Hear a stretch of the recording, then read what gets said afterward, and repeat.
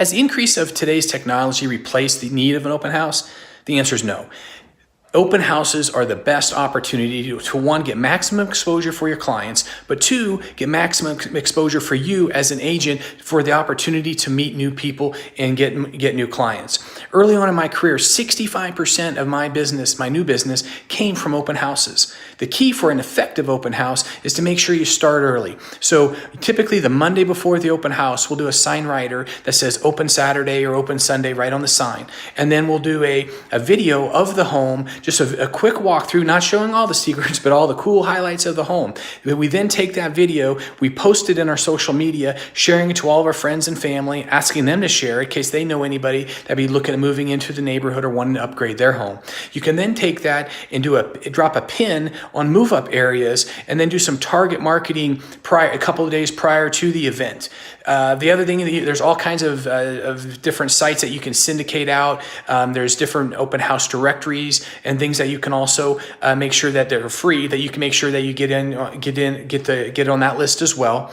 But also the day of is crucial. You want to start about an hour early, an hour before the open house, the published time, and you want to use anywhere as minimum of 15, but maybe 20, 30 signs, directional signs, directing people to the property. We use unbranded signs.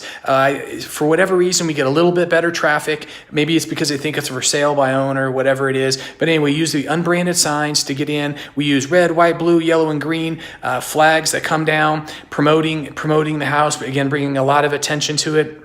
And then when the people do come in, we always greet them, introduce ourselves so they know who we are, talk a little bit about some of the general features of the home. But then we have a sign-in sheet, but actually it doesn't say sign-in.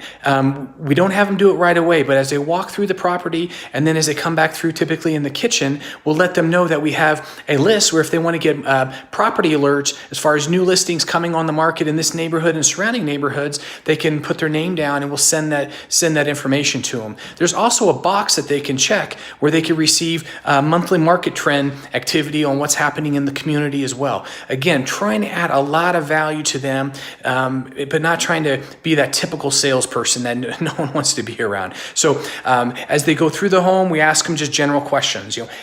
How long have you lived in the area? Are you familiar with the neighborhood? If they say, oh, I've been in here 10 years. Oh, okay, great. So, have you owned a home all through those 10 years? Oh, we did this. Okay, so I'm assuming maybe is that your forever home, or are you trying to get new ideas for potential upgrades in your home?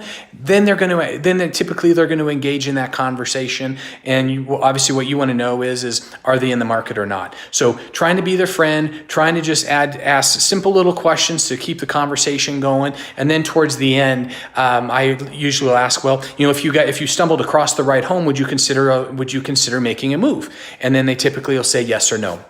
And the number one key to a successful open house is the follow-up. Make sure you do what you say you're going to do. So everybody on that list, right after the open house, you want to send an email out thanking them for coming to the open house and letting them know that you'll be having the property alerts set up the next day. So they'll be receiving all of that. So it's an acknowledgement and you're just following up with what you said you're going to do. So then the next day you get the property alerts set up and then you follow up with a call the end of that day, letting them know, hey, just wanted to confirm that we did get all the property alerts set up. By the way, was there any questions particularly on that particular home, or were you looking at maybe any other homes in the area? And then again, just try to continue that conversation. You have to remember they don't go to one open house. They go to many open houses, but the first person they create a relationship with is the first person they're going to work with. The other thing, a handwritten note. Make sure you get the handwritten note in the mail first thing Monday morning,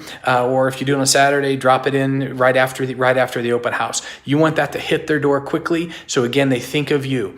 And then what you then can do is put them in an audience. And when you start building that audience up, then as you start having more open houses, you can start sending your videos that your pre-open house videos, you can start sending it to them. So hopefully you'll start seeing them at more open houses as well if you can't get them engaged right away.